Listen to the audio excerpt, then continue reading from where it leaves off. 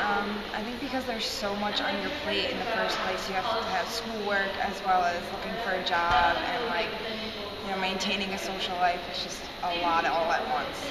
I work at night, so it's a lot more stressful, I feel like, than working during the day, as well as just the massive amounts of homework. I think stress is on the rise in colleges mainly because of all the technology, like cell phones. Everybody is looking at their cell phones 24/7, and then especially for girls, I know specifically for me, guys have been the distraction, and it causes a lot of stress. And when anybody, a boy or girl, gets distracted from a relationship, it can cause so much anxiety, and you just want to probably because of workloads and professors not communicating with each other to effectively organize their classes, kind of put everything in 1 week. Probably the fact that I have 3 midterms on one day. It's a lot of studying. I'm a student athlete also, so I have to do soccer practices, I have to do study halls, I have to then get my work done. Aside from that, see teachers. It's college is really, it's a tough environment. There's a lot of pressures, a lot of stress, and I think that all that culminates into a stressful student.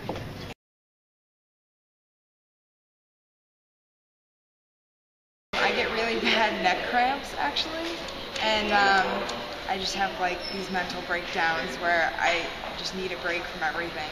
Yeah, I can tell I'm stressed when I start getting closed in and pushing myself away from other people and I start yelling, and then I start talking really fast, and I'm just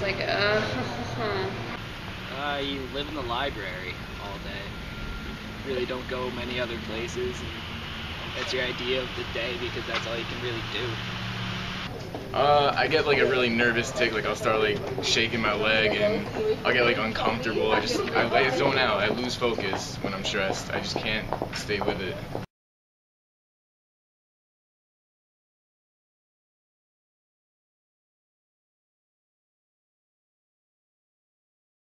I try to go home every once in a while and just take a break, or I'll reward myself for doing a good amount of work by doing something I enjoy, just relaxing. It depends. If I'm really stressed and cranky, then I don't want to deal with anyone. I'll just sit on my own and relax, but sometimes I need to go out and see people. I try to push whatever I'm doing away and try to push myself alone in a room, and I'm just gonna watch some TV or just get my mind off everything. Facebook is not helpful when that happens. Get my work done as quickly as possible so I can do whatever I want after. Whichever, really depends. Kind of busy day, if you're tired, you go home, sleep, that's as best as it can be. If you still have energy, go out, celebrate, you're done with your work.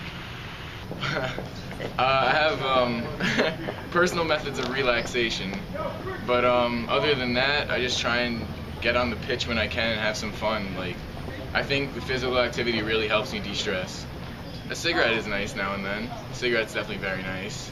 As a student athlete, I probably shouldn't have those, but once in a while, it's really relaxing.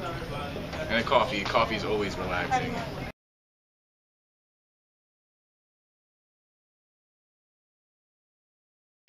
Probably have a midline amount of stress, probably the same as everyone. I probably have the same amount of stress as a lot of other college students. It really depends on the major. It depends on where you are. I know a lot of law students and biology students are just on edge. They really are. My aunt was a law major in college, went to law school, and my mom bought her an entire bottle of Advil, about this big, yay wide from Costco. Advil will be your friend. It really is your friend. Probably about the same amount, I'd say. I think it's all relative. I feel that even though I take 12 credits and play a sport, I'm working as hard as someone taking 18 credits. So either way, I think that it just depends on how much work you're involved in, how many extracurriculars you're involved in.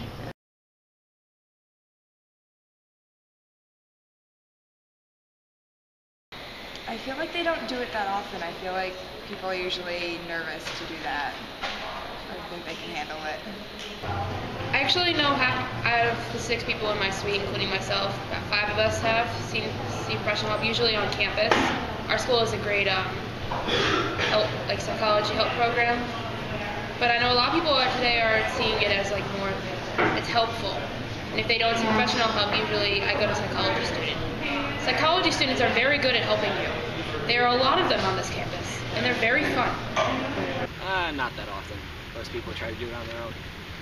I think students are reluctant to seek professional help because they feel like vulnerable. It's hard to talk to someone about your problems.